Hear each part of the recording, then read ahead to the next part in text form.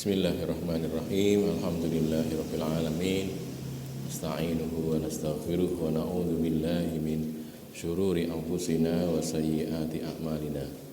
Faman yahdihillahu fala mudhillalah wa man yudlil fala hadiyalah.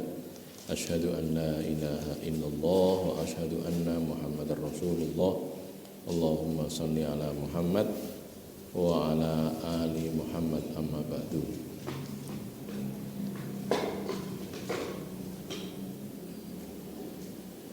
Halaman 6 nggih. Leres. Tanda tempat saya halaman 6 itu. Kok halaman 6 kok mboten nggih. 8 9. Nah, tandane sing lawas lho dibusak. Tandane sing lawas dibusak sik niki. Dadi marai kleru.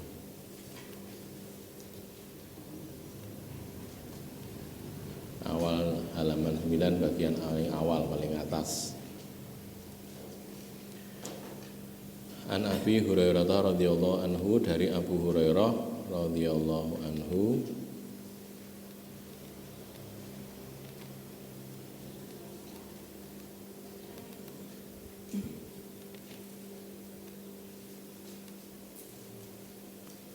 anna Rasulullah sallallahu alaihi wasallam, bahwasanya Rasulullah sallallahu alaihi wasallam qala bersabda, la yahilu lil mar'ati, tidak halal bagi seorang perempuan, antasuma, bahwasanya dia berpuasa, wa zaujuha syahidun, dan suaminya itu syahid, hadir, ada di rumah, maksudnya tidak pergi, illa, kecuali biidnihi, dengan izinnya, izin suaminya. Ini yang dimaksud puasa sunnah loh nggih. Puasa wajib ada izin apa? Wajib kok. Wala ta'dzana fi baitihi, dan dia tidak boleh mengizinkan di rumahnya suami, illa biidnihi, kecuali dengan izin suaminya.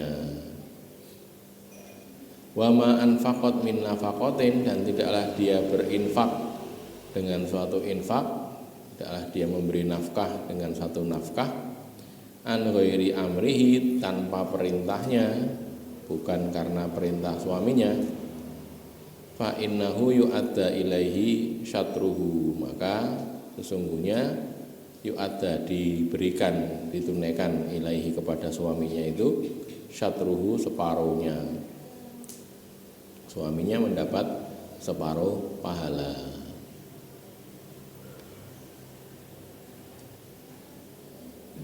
Yang pertama, tidak bolehnya istri berpuasa sunnah ketika suaminya ada di rumah berkaitan dengan pelayanan pribadi, jima dan sejenisnya kepada suami. Kalau istrinya puasa kan tidak bisa suami minta untuk dilayani, kan tidak bisa dalam hal itu dalam hal jima, hubungan intim itu. Maka sebelum puasa izin dulu, aku tak poso ya, saya besok tak puasa ya, boleh apa enggak gitu. Lah kalau itu puasa Ramadan kan ya tidak perlu izin, atau puasa nyaur itu. Nyaur kan ya wajib dong ya. Walaupun gitu, untuk memilih puasa nyaur mestinya ya taren dulu. Saya mau puasa nyaur seminggu depan ini, mau bleng puasa nyaur, karena saya kemarin tidak poso seminggu lah, ini tak, besok ini mau puasa seminggu lah gitu ya. Ini nggak rembukan dengan suami. Tapi prinsipnya kalau puasa wajib tidak. Ini kalau puasa sunnah Senin Kemis misalnya harus puasa, ya nggak beritahu dulu. Kecuali kalau sudah kulino, sudah biasa, memang biasanya poso, anak itu poso kabeh, ya tidak apa-apa itu. Masalahnya kalau suaminya dalam keadaan butuh, berkeperluan, tapi dia sedang puasa jadi tidak bisa. Masalahnya di situ gitu. Terus ada kata-kata tidak boleh mengizinkan siapapun masuk ke rumah suaminya kecuali dengan izinnya. Maka dari sini yang pertama tentunya kan berarti rumahnya itu rumahnya suami, kan gitu ya. Karena kan bagi rumahnya suami, sehingga suami bisa menolak orang yang si fulan kalau kesini jangan diizinkan masuk, itu haknya suami. Masalahnya kalau rumahnya itu rumahnya istri lah, itu masalahnya. Kan gitu kan, mungkin saja nggih. Yang punya rumah itu istrinya. Nah, jadi makanya bukan kok tidak boleh, boleh saja tinggal di rumah istri ya boleh, tidak harus tinggal di rumah suami. Cuman masalahnya kalau ini sekaligus menjadi apalah anjuran atau apa bukan perintah sebenarnya ya. Ya jangan juga perintah, tapi sekuat kemampuannya. Suami itu menyiapkan tempat tinggal untuk keluarga. Hanya kalau sudah punya istri, sudah menikah, ya golek rumah gitu. Jangan ikut keluarga yang lain, keluarga mertua atau yang lain. Sebaiknya begitu. Nah ini nek golek omah sing gede ora eneng apa ora kuat, nek sing cilik ya cilik enggak apa-apa gitu. Karena keluarga itu butuh mandiri kan, butuh mengatur rumah tangganya sendiri gitu. Kalau dia masih di rumah mertua, tetap kan bagaimanapun juga mertua akan ikut campur ning omahe dhek gitu kan. Makanya yang paling baik begitu. Makanya kalau menikah ya sebisa mungkin nyari tempat untuk tinggal gitu. Ngontrak apa-apa, tidak harus punya kok ya. Ngontrak ya oleh, ngenggoni ya oleh, nek emang kosong. Nek ngenggoni desa-desa kan biasanya ngoten nggih, di desa-desa itu kadang ditinggal pergi oleh yang punya merantau ke Jakarta sana. Banyak tuh di desa-desa di daerah Wonogiri itu ya, saya dapati. Iki dalamnya sinten, dalamnya si Pak Niko. Lah piye ini pun di merantau nang Jakarta. Lah mriki kosong gitu loh. Itu kan diinggoni asal merembung sama yang punya. Saya kira kok boleh. Kenapa ya? Karena ini bang kosong rumah ini kosong masih rusak to nggih. Lah wong ora diinggoni ora diresik-resiki. Makanya bisa begitu ya, tidak harus nyewa, tidak harus kontrak, tapi prinsipnya suami berkewajiban menyediakan tempat tinggal untuk istri dan keluarganya. Jadi misalnya begini, saya ada orang mau nikah ya. Istrinya ini ngomong sama suaminya, ya aku gelem, saya terima lamaran kamu tapi golek omah. Kita harus tidak di rumah saya lagi, saya sudah tidak lagi tinggal di sini karena menikah memang harus berdiri sendiri. Itu memang betul gitu. Tuntutan yang benar gitu loh, bukan tuntutan yang mengada-ada. Wis nang kene sik wae lah ya berapa lama sampai di sini, lama-lama ya jangan wong wani rapi ya kudu wani golek kenggon gitu loh maksudnya. Itu begitu ya. Sekecil apapun, sesederhana apapun juga, tapi dia tinggal bersama istrinya di rumah sendiri. Yang paling baik memang begitu.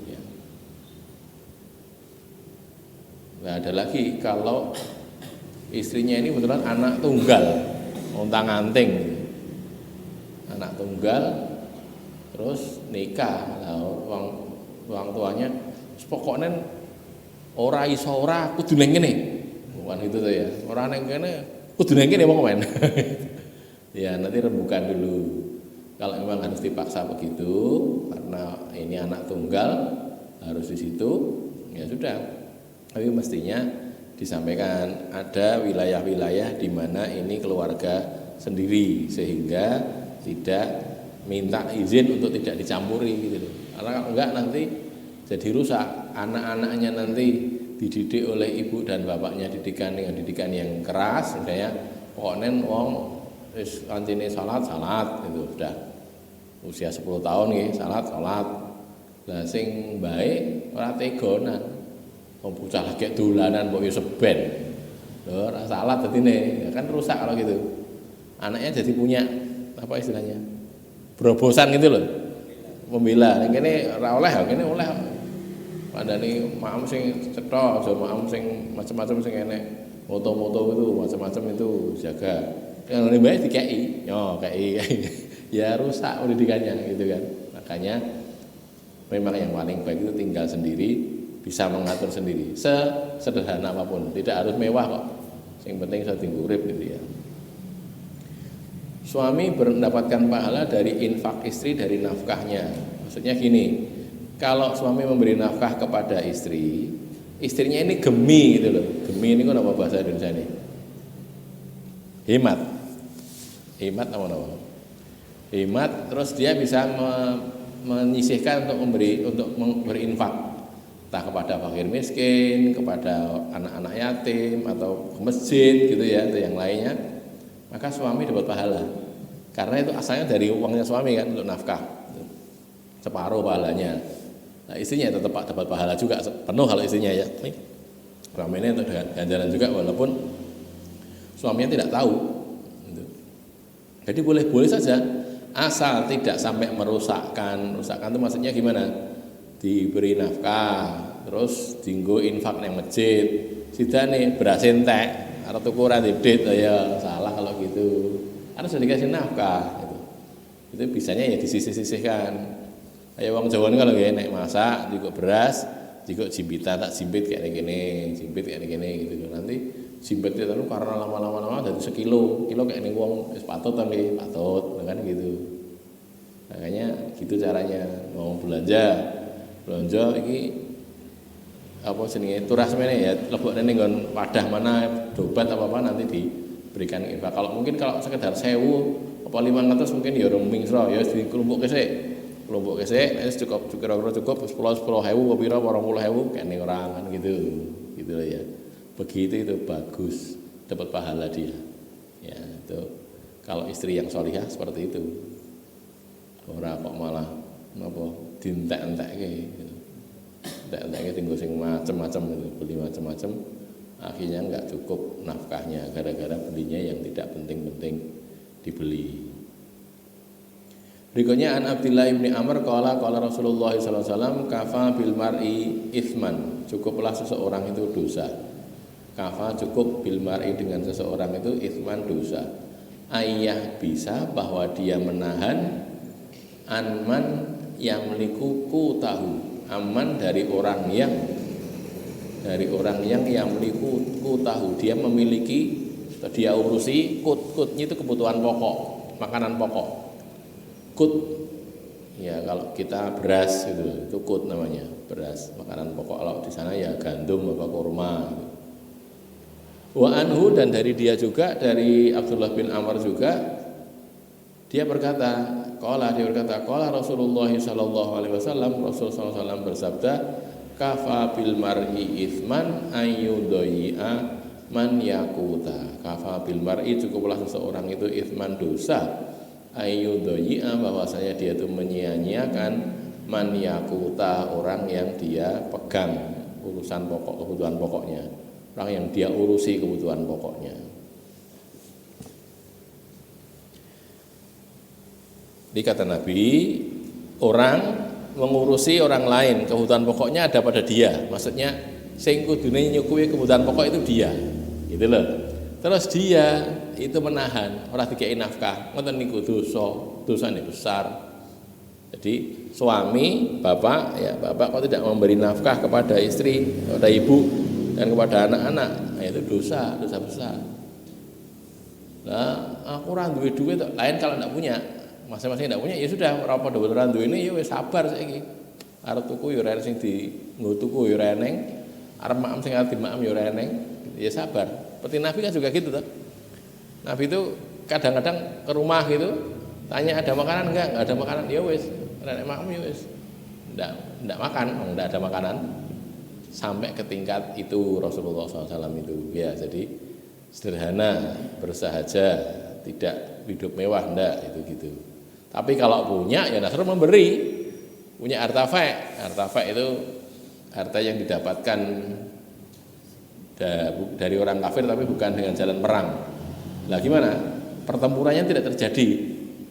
Pasukan Islam datang, orang kafirnya lari gitu loh. Orang padu, tidak terjadi pertempuran. Itu namanya harta fek. Harta fek itu jadi miliknya Rasulullah, diatur oleh Rasulullah. Rasul dapat harta fek itu, Rasul menafkahi istri-istri beliau selama setahun. Ya, nafkah setahun kasih. Kalau memang punya, artinya nek duwe ditukok gitu nafkahnya, dipenuhilah gitu. Penuhi nafkahnya. Lo punya kok dadak bakhil-bakhil kenapa gitu loh. Jadi, tidak usah bakhil, memang butuh beli. Ini istrinya ini tensinya drop, tekanan darah rendah. Butuh makan sing bergizi. Itu kok ini gizi no. Kok ini apa? Sate buntel. Buntel sate loh. sate buntel. Buntel niku daging. Kalau ada ben gumun. Wong kok tuku sate buntel sing dibuntel apane jebule daging gitu kan ya. Daging empuk-empuk itu. Nah, beli gitu. Larang ya. Anggap saja itu sebagai ongkos berobat itu loh. Kan tahu nggih? Sakniki dhewe teng dokter. Terus bayar hak obate dokter sak obate 1.000. Larang mboten? Larang iya. Sakniki tuku sate buntel 5 sisi 20 kok 5 sisi sinten saya 20.000 nggih 4 sisi 20.000 dienggo tombo mergane bojone istrinya ini tekanan darah rendah gitu perlu makanan bergizi perlu yang asin-asin itu untuk menaikkan tensinya wis anggap aja itu ngombean dokter gitu lho ngoten lho nggih nek cara wong niku nek obat kan pahit iki kan enak lho enak terus ya sing ngobat tenan. Nek tensine dhuwur ya setuke sate buntel. Tensine dhuwur malah kei kuwi lah nanti nyepetke mempercepat untuk jadi tambah sakit jangan gitu. Jadi prinsipnya gitu memberi nafkah itu satu tergantung kemampuan suaminya, yang kedua juga tergantung kebutuhan istri dan anak-anaknya. Kebutuhannya semene. Ning duwene wong semene ya wis tak duwene wae sing sabar ya. Kebutuhannya tidak terpenuhi karena suaminya enggak punya. Tapi kalau suaminya punya ya diberi saja toh, wong itu kebutuhan loh misalnya. Kan anman yakuta tadi ya, dia kebutuhan pokok itu. Diberi saja wong memang itu kebutuhan pokok. Tapi kalau itu sekedar kebutuhan kemewahan ya tidak harus. Ya lo ganti HP. HP ini si apa jane? Wong mergo napa? Fotone ra cetha. Foto HP niku lho. Iki kurang cetha fotone, golek sing apik regane 5 yuta. Ya 5 yuta. Lha sing luwih apik neh. Kan itu tidak kebutuhan pokok. Wong ora ndek HP niku ora mati kok. Mati mboten to? Mboten. Aja pinjenengan rasa ndek HP kan ora mati to. Nek ora mati nggih, nek ora ndek HP ora mati. Jadi misalnya ora kuat kok HP ya ora satu kok ora apa-apa, malah aman. Ora ngerti apa-apa gitu. Karena ada berita kowe nek ngerti berita to, orang ngerti lah orang di HP, malah aman ta nggih. Jadi ini kalau ada nek pas teng pundi teng daerah mana yang jauh dari pemukiman itu kan kadang-kadang sinyalnya akan hilang loh. Sinyal hilang ngoten niku sing mumet kan sing nelpon to nggih. Ada kan ngerti apa-apa, santai wae rasa sing nelpon ora apa-apa, ora mudeng apa-apa lah karena sinyalnya hilang niku. Gara-gara itu akhirnya, udah kita telepon nih bolak-balik, lah ning sinyal ning kono hilang. Jadi kan malah aman jane iki. Jane ngoten nggih, kadang-kadang orang itu ya ora terima dialoge sing macam-macam itu. Berikutnya an Muadz bin Jabal an Nabi sallallahu alaihi wasallam qala, Nabi bersabda, la tu'dhi imra'atun zawjaha fid dunya, la tu'dhi tidaklah mengganggu, tidaklah menyakiti imra'atun seorang perempuan zawjaha suaminya. Dereng kepang nggih, andhap niku. Hari halaman berikutnya. Illa kecuali qalat zaujatuhu minal huril ain, berkata zaujatuhu istrinya, istri dari suami tadi, minal huril ain dari bidadari yang matanya indah, bermata indah, huril ain. La tu'dhihi, kamu jangan menyakiti dia, kamu jangan mengganggu dia. Qatalakillahu, semoga Allah melaknat kamu, memerangi kamu. Fa innamahi huwa indaka dakhilun, karena dia itu bersamamu cuma sebentar saja. Dakhilun, singgah saja, hanya singgah bersamamu. Yushiku ayu farikoki ilaina, hampir saja dia memisahi kamu untuk kepada kami gitu. Jadi suaminya ini kan orang soleh nggih. Orang soleh kan masuk jannah, nanti ketemu sama bidadari itu, maka bakal istrinya yang di jannah itu ngomong pada orang perempuan tadi, tapi perempuan tadi nggak dengar ya, cuma ditunggangi, kamu tuh jangan ganggu dia. Semoga Allah memerangi kamu. Kamu itu cuma sebentar dengan dia, nanti dia akan kembali kepada kami, akan menikah dengan kami. Itu gitu maksudnya. Itu kata bidadari tadi, walaupun si istri yang mengganggu suami itu tidak krungu omongannya bidadari tadi. Istri wajib melayani suami sebaik-baiknya, baik fisik maupun psikis. Bila dia sengaja mengganggu suaminya yang soleh dan bertakwa, maka bidadari calon istrinya akan mengutuk dia, mengutuk, melaknat, mendoakan buruk. Tuh, kalau dia sengaja ganggu. Kalau tidak sengaja, ya enggak. Karena sakit, terus harus pergi ke dokter, akhirnya suaminya terganggu. Ya enggak apa-apa kan, memang sakit kok, tidak sengaja ganggu. Tapi ini enggak, jadi rapopo sana, tapi ganggu suaminya mau beramal, diganggu oleh istrinya. Perlunya genas dong ngamal lah, kalau gitu kan jahat nih. Gitu nanti akan dikutuk atau didoakan buruk oleh bidadari-bidadari jannah sana. Istri solihah pasti melayani suami yang soleh sebaik-baiknya supaya masuk surga bersama-sama. Itu dilayani dengan baik, tujuannya gen lebu swarga, ora kok gen dikasih sesuatu oleh suami. Enggak, ini bukan galtinuku, ini kerjasama. Suami istri itu bekerja sama, saling berbantu membantu untuk mencapai jannah, untuk mencapai surga. Jadi suaminya ngewangi istrinya sampai ke surga, istrinya juga gitu bantu suaminya sampai ke surga gitu ya. Jadi kalau begitu berpikirnya kan jadi longgar. Sebelum lanjut ada pertanyaan barangkali?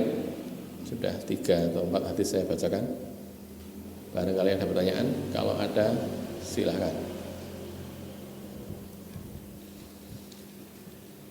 Tidak ada ya, lanjutkan dulu. Berikutnya An Abi Hurairah radhiyallahu anhu qala Rasulullah sallallahu alaihi wasallam istausu bin nisa'i. Istausu, saling berwasiatlah kalian bin nisa'i dengan kaum wanita. Maksudnya memberi wasiat yang baik kepada kaum wanita, istri dan anak-anak perempuan dan yang lainnya. Fa innal mar'ata, maka sesungguhnya seorang perempuan itu al mar'ata khuliqat min dilain, khuliqat diciptakan min dilain dari tulang rusuk. Perempuan itu diciptakan dari tulang rusuk. Wa inna a'waja syai'in fid dilai a'lahu. Wa inna, dan sesungguhnya a'waja syai'in paling bengkoknya, a'waja ini paling bengkoknya sesuatu. Jadi bagian yang paling bengkok dari dila, dari tulang rusuk itu adalah a'lahu, bagian paling atas. Dhuwur dhewe paling bengkok. Fa in zahabta tuqimuhu, maka jika kamu berusaha untuk meluruskannya, kan bengkok loh, mau diluruskan. Apa bisa? Tidak bisa. Bisanya ya kasar tahu, kamu akan mematahkannya. Paksa bengkok ge lurus, ya ceklek ngono. Fa wa in taraktahu, dan jika kamu membiarkannya, tidak usah diluruskan, lam yazal a'waja, dia selalu saja bengkok. Tak ini ya bengkok tulang rusuk. Fastausu bin nisa, maka saling berwasiatlah kalian untuk berbuat baik kepada kaum wanita. Istausu bin nisa'i khaira, di sebagian riwayat gitu ya, ada kata-kata khaira, berwasiatlah yang baik kepada kaum wanita.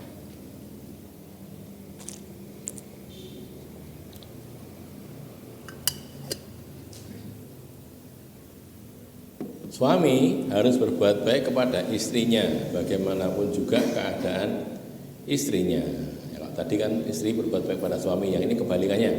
Suami berbuat baik pada istri. Istrinya itu nyun sewu nggih, nyun sewu. Senengane iki ghibah, menggunjing, ngrasani. Jadi agenda harian itu ngrasani. Yang ini tonggo gitu loh. Nonggo. Pokoknya tonggo ngrasani agenda dikandani jangan ngono to, gitu tuh dosa ora kena. Terus ya wis aku ora lakoni neh. Terus kapan lakoni neh? Ya jenenge memang harus dikandani berkali-kali gitu loh ya. Kayak cah cilik ning ngono nggih.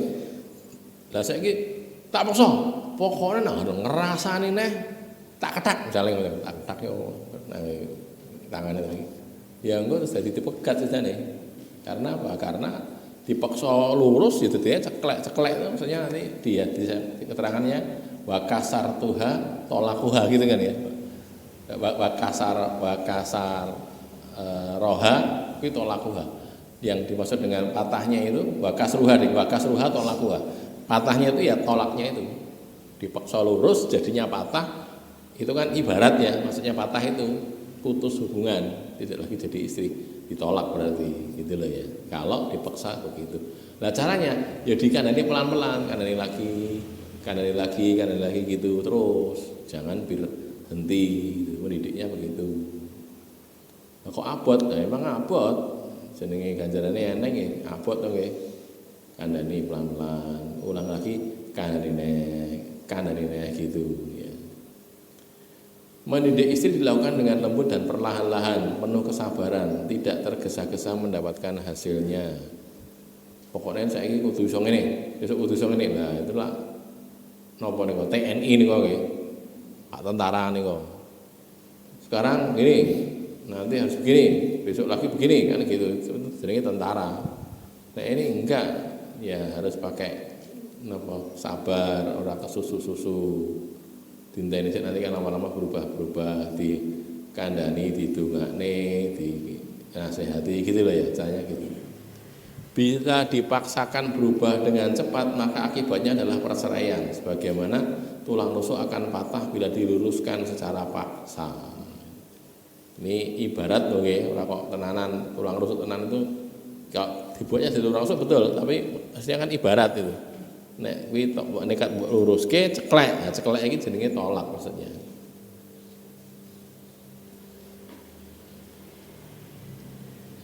Ini sekaligus jadi pelajaran juga bagi ibu-ibu nggih.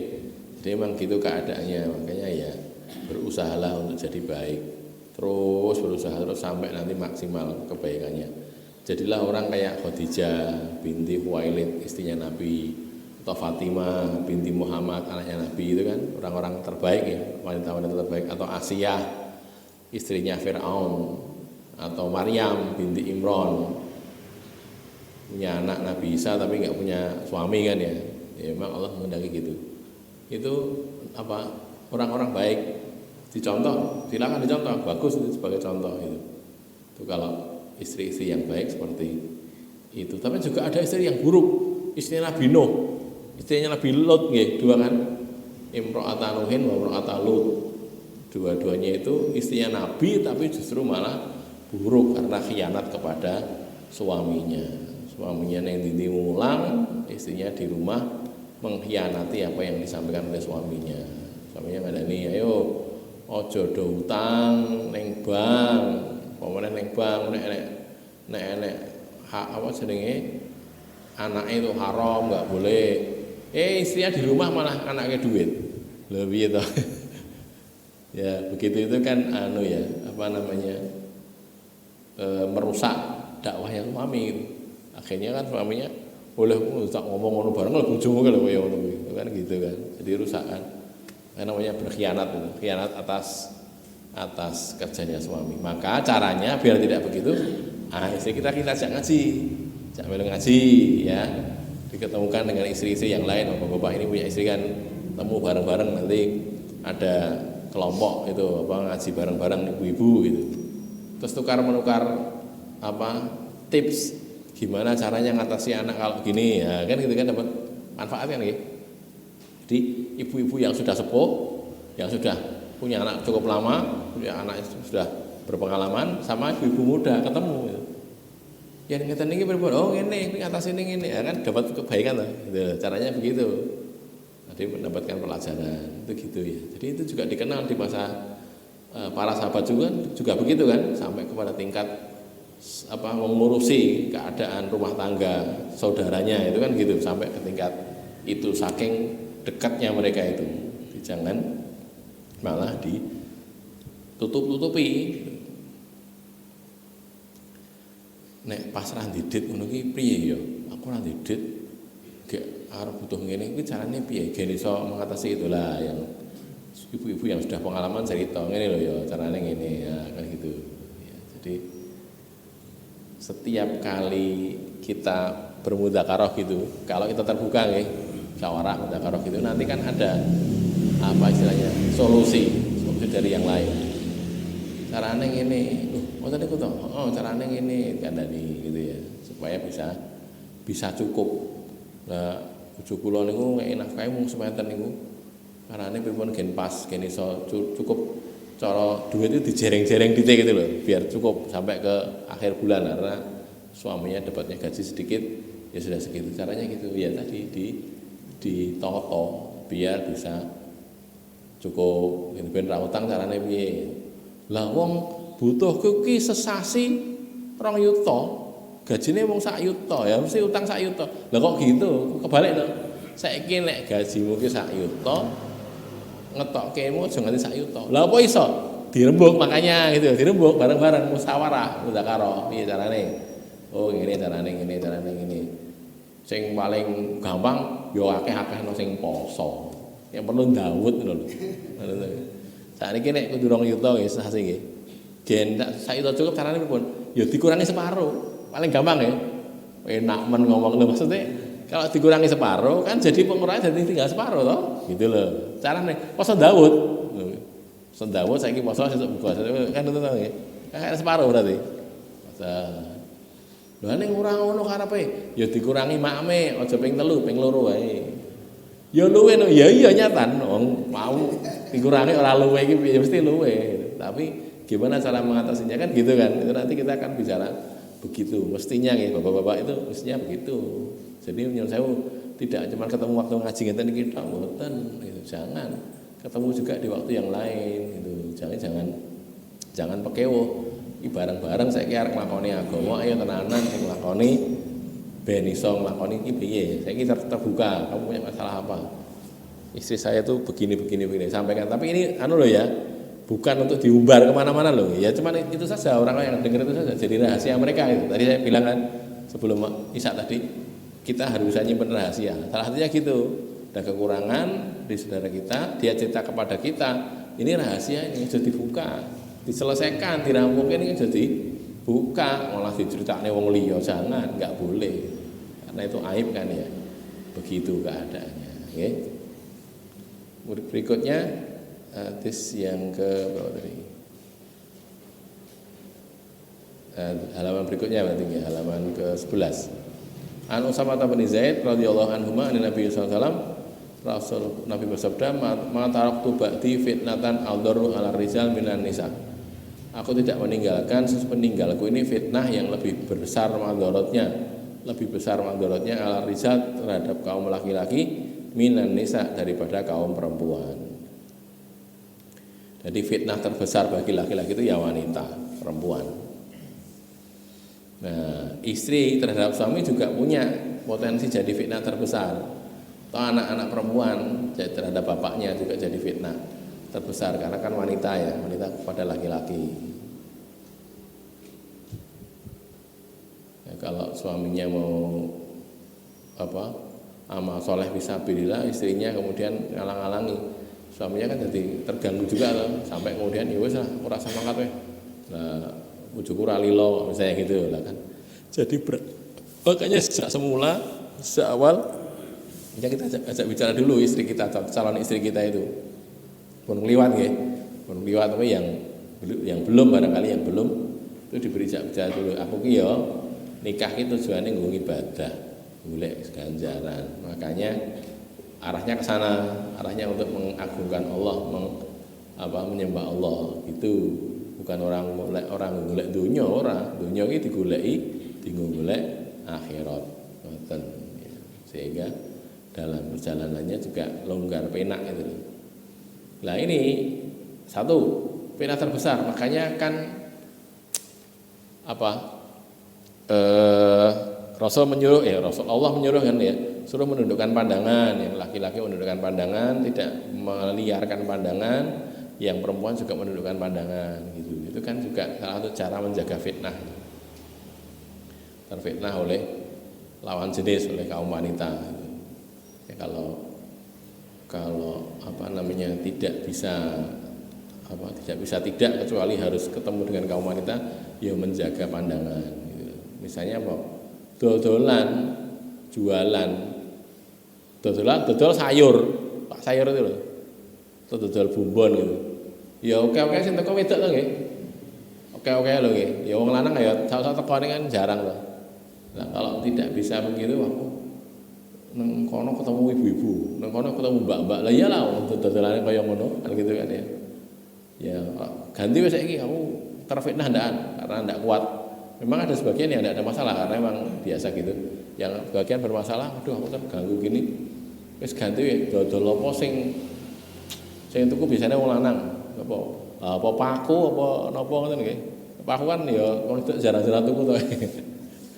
Mosok dodol paku. Lah napa yang tidak mengganggu gitu loh. Caranya gitu dicegah-cegah sendiri. Terganggu kalau mengajar kaum perempuan. Ya jangan mengajar kaum perempuan.